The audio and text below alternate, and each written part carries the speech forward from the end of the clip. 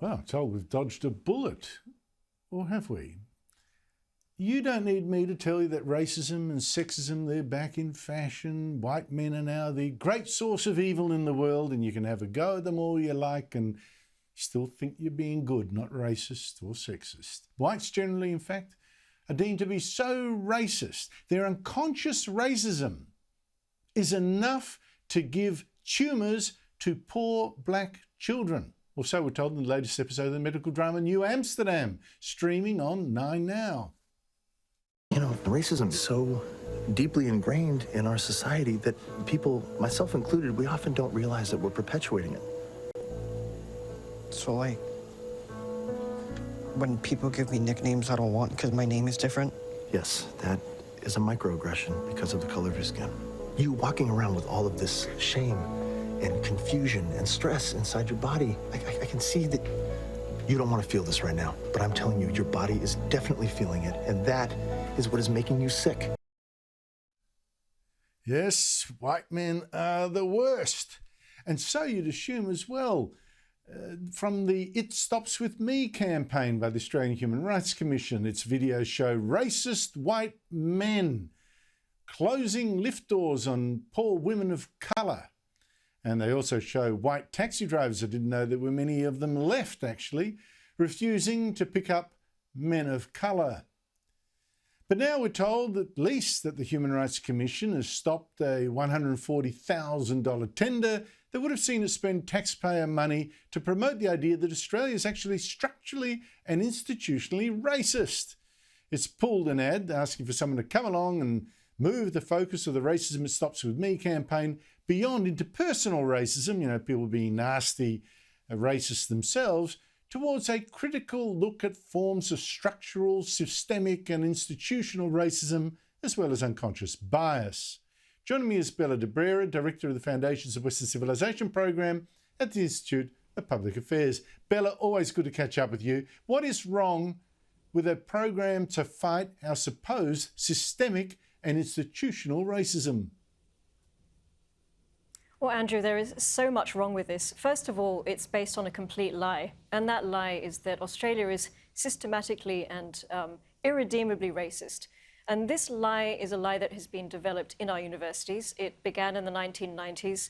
And it's basically based on Marxist idea that the world is all about power. It's about the capitalists oppressing the workers. They've just changed that. They've changed the story. They've reimagined it. It's now all about race, and it's a Marxist idea of whites and blacks.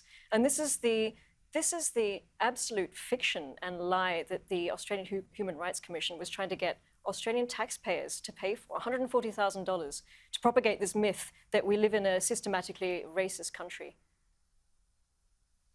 Now, you used the past tense there. That was what they were going to do.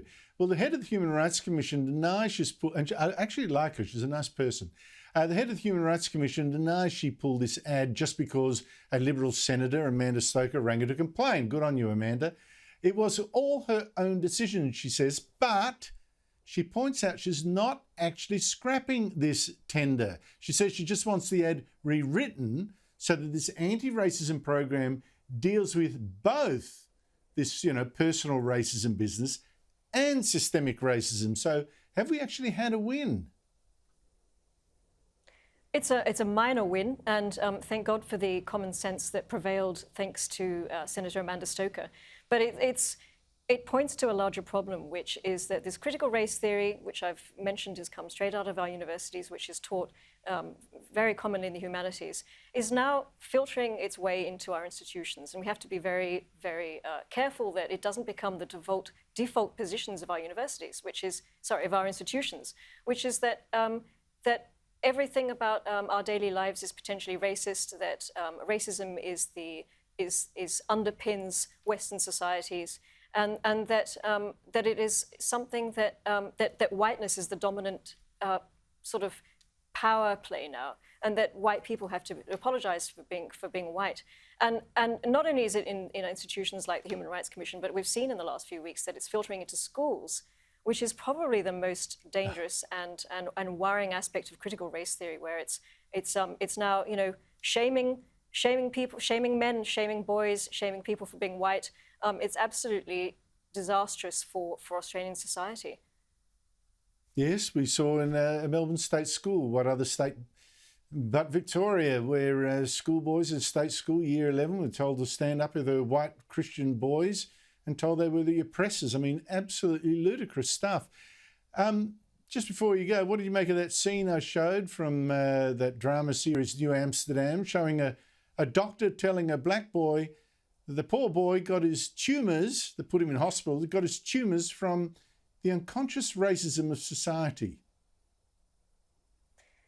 Look, it's a fictitious show, and it's and critical race theory is as fictitious as the show is. But more to the point, what's it going to be doing for society? What's it going to be doing to the people who are watching this show, who then are going to start to believe that they can get cancer from racism? This is just madness. And the real victims, are the boys in Parkdale School who are being told to hate themselves. The real victims really are Australian children who are on the other end of this insane theory. But it's actually more than a theory. It's basically telling them to think a different way about themselves. It's telling them to hate themselves. And I think this is why critical race theory needs to be banned from all schools. And it doesn't. It needs not to be in the New South Wales curriculum, which it currently is. It's very serious stuff, and we need to make sure it's not in our schools. Absolutely. And I also feel sorry for the children of colour. I mean, a lot of their parents, went to a lot of sacrifices to come to this country. Some even risked their lives to come here, land of opportunity. And they're now being told this society is dead against them, will do any mean trick because of the colour of their skin. I mean, what kind of inclusive message is that? It's a joke, it's a lie, and it's just disempowering. Bella de Brera, thank you so much for your time. Well, it's discriminatory. It's discriminatory. Thanks, Andrew. Yeah, thank you.